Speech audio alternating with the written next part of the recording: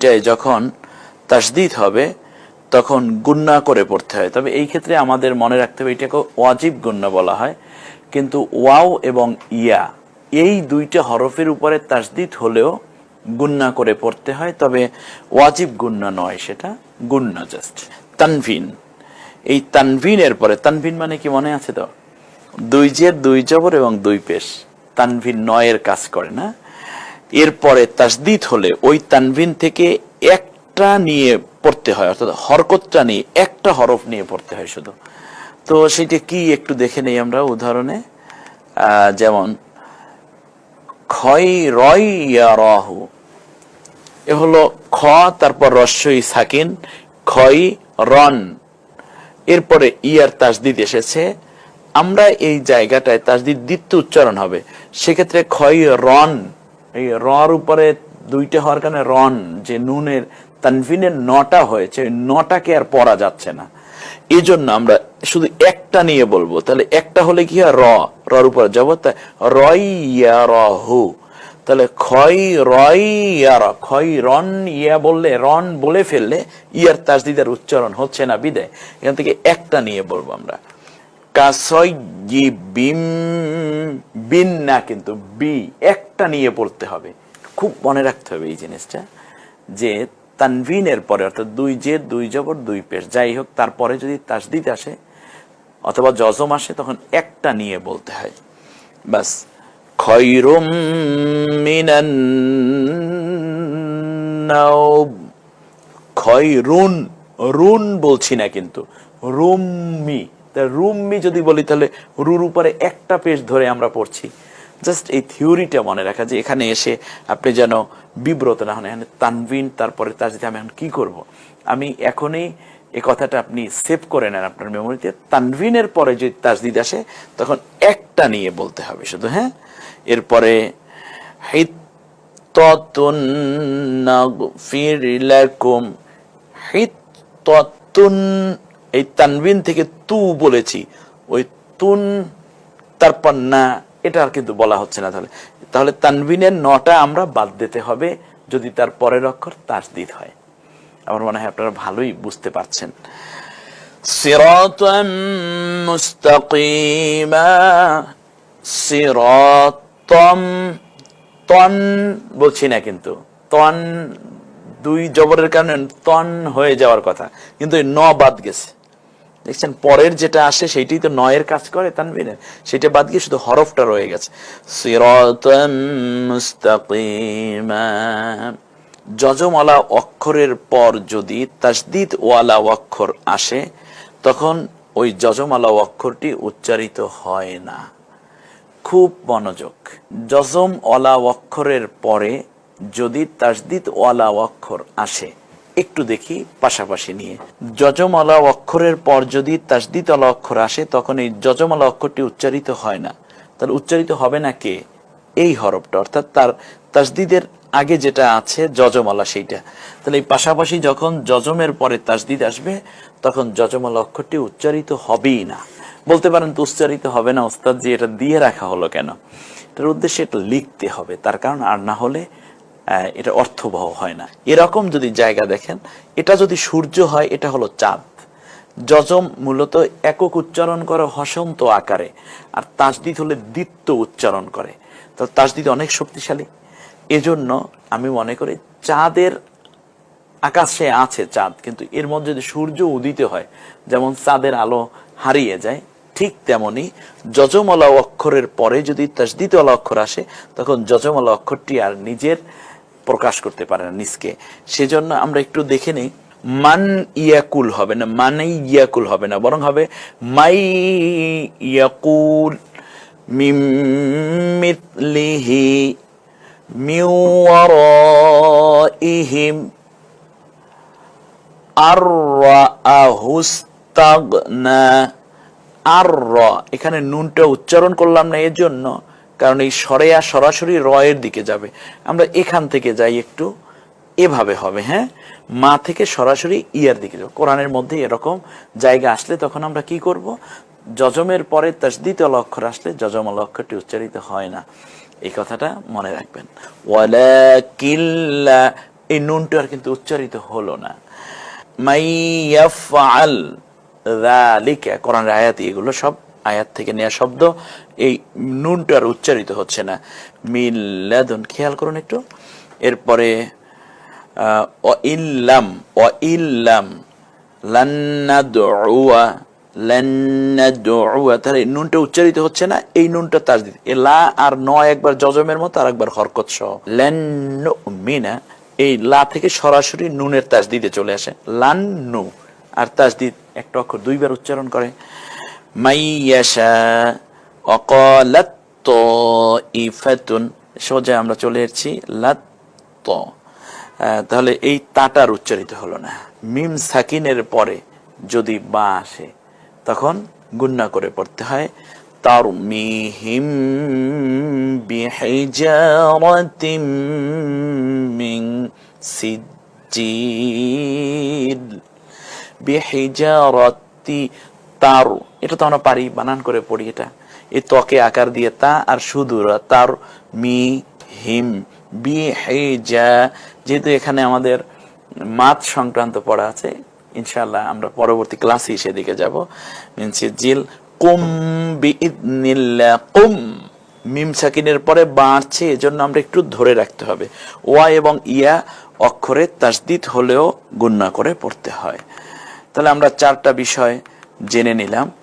এখন একটা মজার ঘটনা, এখানে মুক্ত অক্ষর আছে, আপনি যুক্ত অক্ষর বানিয়ে দিতে হবে। আলহামদু কিভাবে বানায়? লিল্লাহি, হ্যাঁ এইভাবে। এরপরে রব্বিল আলামিন, আলহামদুলিল্লাহি রব্বিল আলামিন। রব্বি, বীর থেকে ল, আলিফে কিছু নাই, আমারও কোনো চিন্তা নাই। এরকম চমৎকার একটা ছন্দ। আপনি যখন পড়তে যাবেন তখন দেখবেন মাঝখানে এরকম কিছু হরফ আছে যে হরফগুলোতে কোনো প্রতীক নাই, জের জবর পেশ এই জাতীয় কোনো হারাকাত নাই, তানভিন নাই। আপনি বলবেন এই অক্ষরে কিছু নাই, আমারও কোনো চিন্তা নাই। রব্বি জিদনি ইলমা, ব্যাস। এর মানে হচ্ছে কোরআনে সবক আসতেছে কিন্তু। আর রহমান,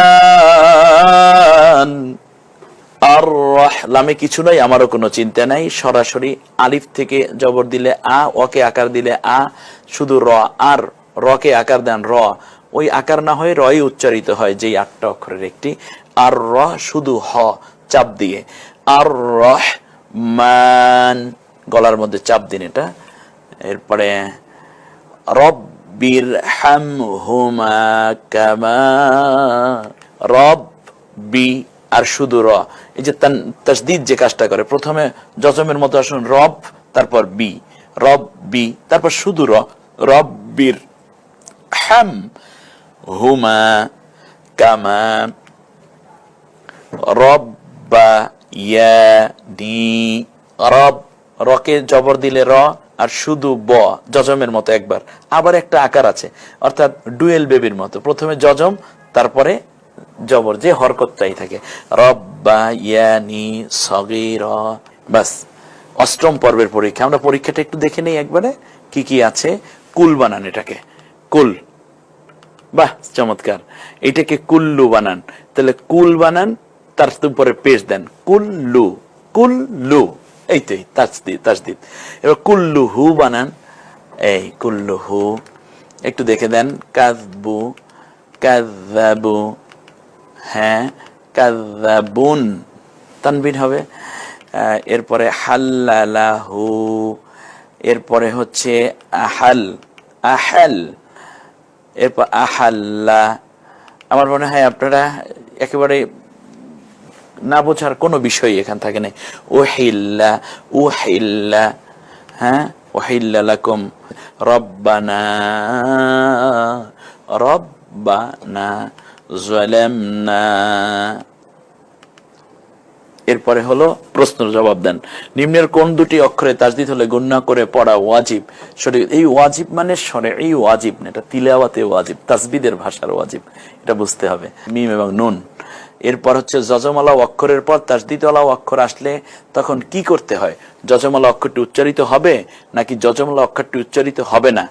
খুব চমৎকার প্রশ্ন। জজমের পরে তাসদিদ আসলে জজমালা অক্ষরটি উচ্চারিত হয় না।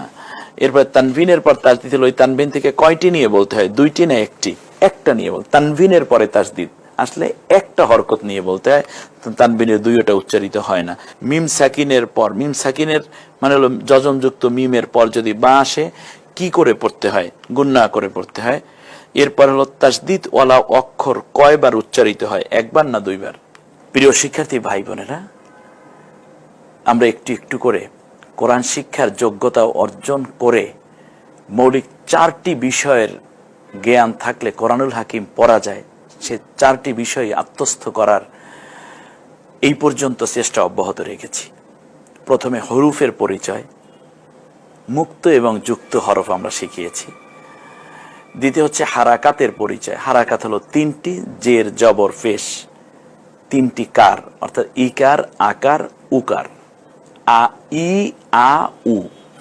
এটার উপরে পরীক্ষাও দিয়েছেন, মূল্যায়নে আপনারা খুব ভালোই করেছেন আশা করছি। তৃতীয় পড়েছি তানভিনের পরিচয়। তানভিন হচ্ছে 2 জের 2 জবর 2 পেশ। তানভিন 9-এর কাজ করে, হারাকাতের সাথে 9 যোগ করতে হবে। এটার উপরেও একটা মূল্যায়ন পরীক্ষা গেল। চতুর্থবারে আমরা শিখেছি জজম ও তাসদীদের পরিচয়। জজম হলো এককের কাজ করে হসন্ত আকারে, আর তাসদীদ হলো প্রথমে জজমের মতোই কাজ করবে, অক্ষরটার একক উচ্চারিত হবে, তার সাথে যে হরকত থাকবে সেইটা আমরা উচ্চারণ করব। ইতিমধ্যে আমরা এই বিষয়গুলো জানার পরে কোরআনের সবক আগামী ক্লাসে, অর্থাৎ 25তম ক্লাসে ইনশাআল্লাহ, আর বাকি পড়াগুলো আমরা কোরআন পড়তে পড়তে শিখব। আসুন আমরা এর আগে একটা মৌলিক বিষয় না জানলেই নয়, সেই জায়গাটি জানার চেষ্টা করছি। এটাকে আরবিতে বলে মাদ। মাদ শব্দের অর্থ হচ্ছে দীর্ঘ করে পড়া, টেনে পড়া। কখনো 1 আলিফ লম্বা করে পড়া কখনো জায়গায়, কখনো 3 আলিফ লম্বা করে পড়া, কখনো 4 আলিফ লম্বা করে পড়া। এটা কেন হয়? তিলাওয়াতের মাঝে কোনো কোনো হরফকে দীর্ঘ করে পড়াটার নামই হচ্ছে মাদ। মাদ আমি মদ্দে লিন, মদ্দে ওয়াজ, মদ্দে বদল, এরকম অনেক প্রকার। আমি এই দিকে না গিয়ে আমি একেবারেই সংক্ষেপে একটা ছোট্ট ধারণা আপনাদেরকে দিই, তাহলে আপনারা বুঝতে সহজ এবং পড়তে আনন্দ পাবেন। যেমন 1 নম্বরে হচ্ছে তিলাওয়াতের মধ্যে মাদ। তিলাওয়াত মানে হচ্ছে আপনি যখন আরবি পড়বেন, পড়ার মধ্যে গিয়ে আপনি মাদ পাবেন। আর একটা মাদ হচ্ছে যেটা ওয়াকফের জায়গায় মাদ। তিলাওয়াতের মধ্যে মাদ হচ্ছে যেমন যখনই তিলাওয়াত করতে যাবেন তার মধ্যে আপনি পেয়ে যাবেন 4 আলিফ মাদ। 4 আলিফ একেবারে সোজা, এভাবে কিছু চিহ্ন দেখবেন আপনি, এভাবে একটু দেখেন, এটা দেখা যাচ্ছে কিনা, এটা এইরকম একটা চিহ্ন যদি দেখেন, এখানে যেই হরফের উপর এটা থাকবে সেটাকে আপনি 4 আলিফ টেনে বলবেন, 4 আলিফ। এরপরে হচ্ছে দ্বিতীয় হচ্ছে আপনি এই রকম কিছু প্রতীক দেখবেন, যে হরফের উপর এইটা থাকবে সেখানে আপনি 3 আলিফ টেনে বলবেন, 3 আলিফ, 3 আলিফ।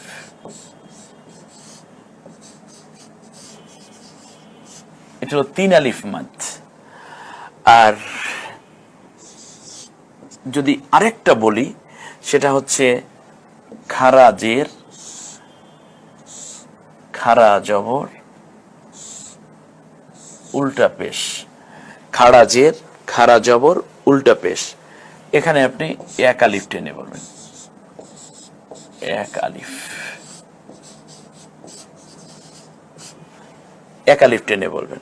তাহলে আমরা চিহ্ন দেখি মাত পেয়ে যাব। এরকম এরকম যদি থাকে একেবারে তলোয়ারের মতো, এভাবে চিহ্ন যখনই দেখব তখন অলরেডি কোরআনে দেয়া আছে, এটা আপনি শুধু তিলাওয়াত করে যাবেন। এখানে 4 আলিফ টানবেন, এখানে 3 আলিফ, এখানে খারাজের খারাজর, উল্টা পেশ 1 আলিফ।